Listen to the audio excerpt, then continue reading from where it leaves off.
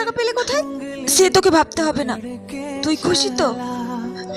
মা, তুমি যে সবসময় গলায় একটা সোনার চেন পরে থাকো, ওই চেনটা কোথায়? আসলে এই দিশা শোন, তোর মা মনে হয় তোর মার গলার চেনটা বিক্রি করে তোর জন্য এই ফোনটা কিনে এনেছে।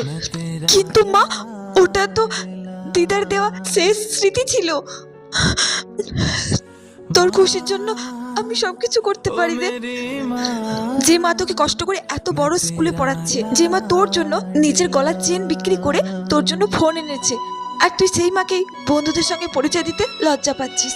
ছি, সরি মা, আমার ভুল হয়ে গেছে। এমনটা আর কোনোদিনও হবে না। আচ্ছা, আজ আমি আসি কেমন? তুই মন দিয়ে পড়াশোনা কর, অনেক বড় হ।